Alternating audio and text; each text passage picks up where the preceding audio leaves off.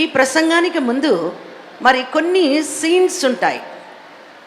అంటే కొన్ని భాగాలతో కూడినటువంటి విషయాలు ఉంటాయి గనక వాటిని మీరు మరి జాగ్రత్తగా పరిశీలించాలి, పరీక్షించాలి అని కోరుతూ మరి మీకు ఒక ప్రశ్న వేస్తూ ఉన్నాను. చూడండి, ఎవరో మన మధ్యకు 10 మంది వస్తూ ఉన్నారు. వారు ఎవరు అనేది చూద్దాం, గుర్తుపడదాం.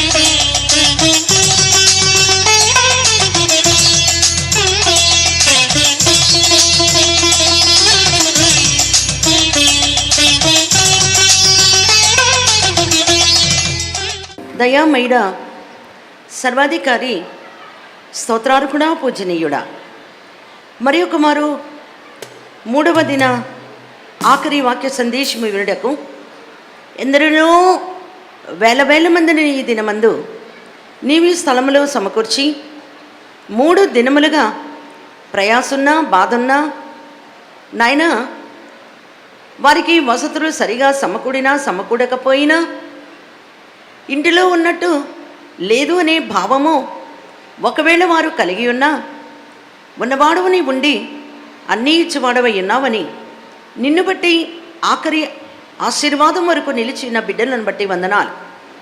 ఇప్పుడు మేము చూడబోయే దృశ్యములను, వినబోయే సందేశమును గ్రహించే జ్ఞానాన్ని మాకు ఇచ్చడం ద్వారా అంతరంగంలో దాచుకొని అందరితో పంచుకొని మా స్థితి ఎలా ఉన్నదో మేము గమనించుకొని ప్రశ్నించుకుని దేవా సరిచేసుకునే భాగ్యము మా ఒక్కొక్కరికి దయచేయండి. సర్వాధికారి వందనాలు. కనికరమును చూపించి మేలిచ్చి క్షమమిచ్చి దీవెనతో నింపి మా సంగతులన్నీ లోకమునకు బట్టబయలు చేయుటకు మొదటిగా బైబిల్ మిషన్ యొక్క వృద్ధిని మహామహోత్సవంలో జనవరి మాసంలో కనపరచడం మాత్రమే కాక ఈ సెప్టెంబర్ మాసము 9వ మాసంలో కూడా కేవలము స్త్రీల కొరకు మాత్రమే నేటి దినమందు ప్రభా మేమందరము మా దైవజనుడు మాకు ఇచ్చినటువంటి అర్హతను బట్టి వీలువాలను బట్టి నాయనా, వారు మాకిచ్చిన వర్తమానమును బట్టి మేమున్నో ఇలాగూ సభలు జరిగించుకున్నటకు అధికారమును మా పెద్దల ద్వారా సమయమును నిన్ను బట్టి మాకిచ్చారు గనుక మీకు వందనములు చెల్లిస్తున్నాం. కృప తోడుగా ఉంచుమని దేవా, ఈ కూటములలో ఉన్న ఆ యొక్క అంతరార్థం ఏమై ఉన్నది, స్త్రీలైన మేము ప్రత్యేకముగా ఏమి నేర్చుకోవలసిన వారమై ఉన్నామో మాకు తెలియచేయగల దేవుడవు గనక మీకే వందనములు చెల్లిస్తూ ఉన్నాము. కూడి ఉన్న ప్రతి ఒక్కొక్క బిడ్డను కూడా దీవించుమని నాయనా, ఎప్పుడు వెళదామా అనేమో మనస్సు వారికి ఉన్నప్పటికీ కూడా వెళ్ళే ముందు ఈ సంగతేదో బాగా చూచి గ్రహించి నాయనా హృదయంలో దాచుకొని హత్తుకొని అందరితో పంచుకునే మనస్సుతో వెళ్ళగలందులకు సహాయమును దయచేయమని వరుడు ప్రియుడు ప్రాణనాథుడైన యేసు నామమున వినయముతో వేడుకుంటున్నాము పరమ తండ్రి, ఆమేన్.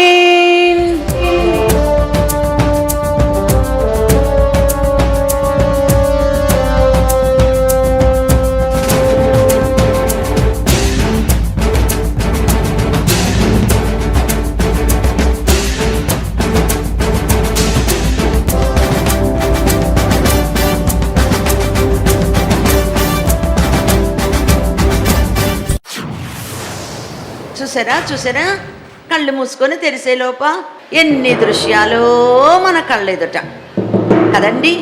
కానీ ఇదేంటో అన్నది మరి నాకు సరిగా తెలీదు, మీకు అంతకంటే తెలీదు. తెలుసుకోవాలనే ఆశ కలిగి ఉన్నాము గనుక ఏంటో చూద్దాం.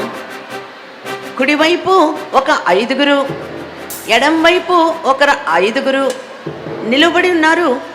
వారిని మీరు బాగా పరీక్షించండి.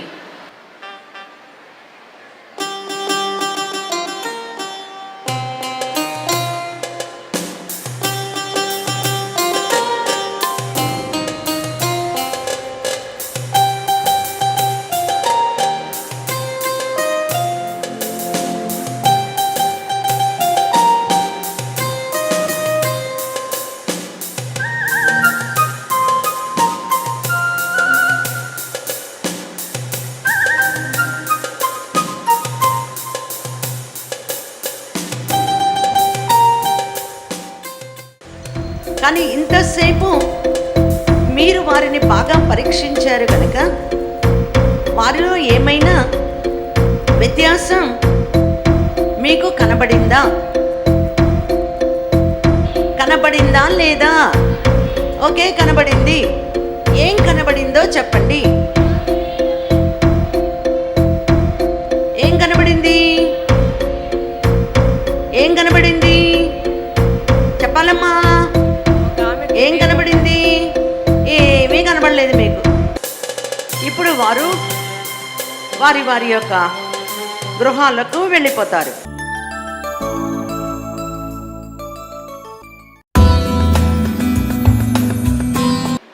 ఇక్కడ ముగ్గురు వ్యక్తులు కనబడుతూ ఉన్నారు. వారు ఎవరో కూడా ఒకసారి చెప్తారేమో అని మరి నా ఆశ.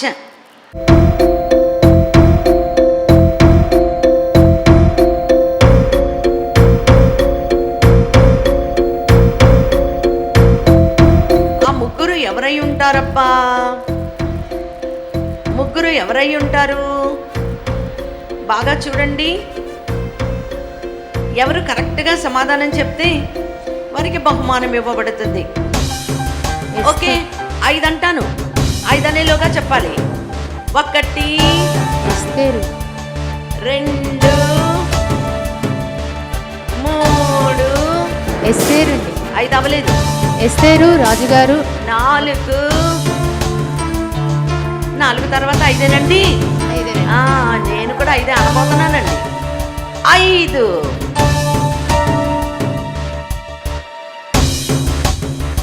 ఏమో కథ చివరిలో తెలుస్తుంది. అలాగే చూడండి, మీరు చెప్పినవన్నీ తప్పే. మీరు చెప్పినవన్నీ తప్పే అన్నాను కదా. ఓకే, తర్వాత ఏం జరుగుతుందో చూద్దాం. ఓకే, 3rd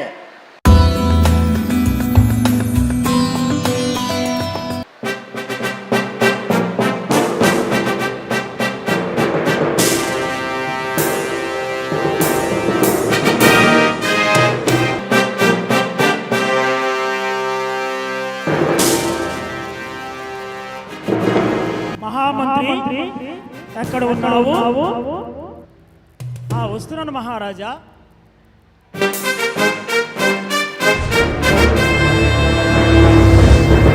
మహారాజా సెలవివ్వండి. మహామంత్రి రాణి గారు తమ సౌందర్యమైన రూపాన్ని మన సభ ఎదుట కనబరుచుటకు రమ్మని నా మాటగా తెలియపరచండి మంత్రి. చిత్తం ప్రభు.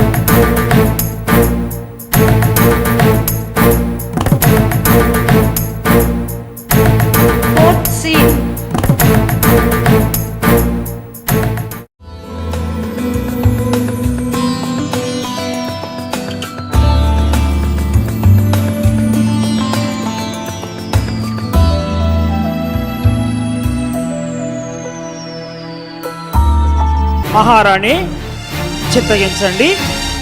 మహారాజు గారు తన సభ ఎదుటకు మీ సౌందర్యమును కనబరుచుటకు రావాలని రాజుగారు ఆజ్ఞ. మంత్రి హామాను, ఏమిటి నువ్వు మాట్లాడుతుంది? రాజుగారి ఆజ్ఞ నాకు సమ్మతంగా లేదు.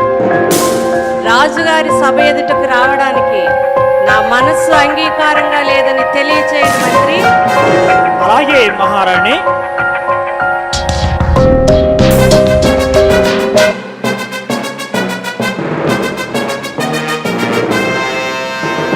కనుక రాజుగారి సముఖమునకు రావడానికి తనకు ఆమోదకరముగా లేని కారణాన తాను కిరీటమును పోగొట్టుకున్నదై చాలా వేదనతో దుఃఖముతో సాగి వెళ్ళిపోతూ ఉన్న రాణిని మరొకసారి మనము చూద్దాం.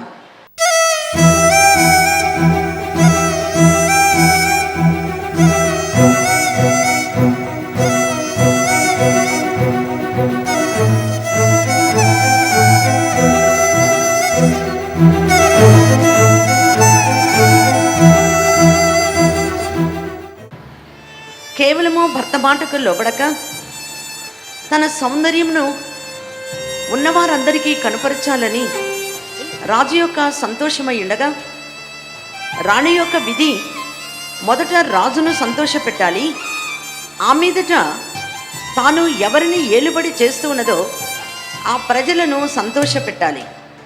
కానీ ప్రజల యొక్క సంతోషము కాదు అని తాను నెట్టివేసిన కారణాన, అలాగే తన భర్త అయిన రాజు యొక్క మాటకు విధేయురాలు కాలేదు కనుక తాను రాణిగా ఉండకుండా త్రోసివేయబడుతూ ఉన్నది.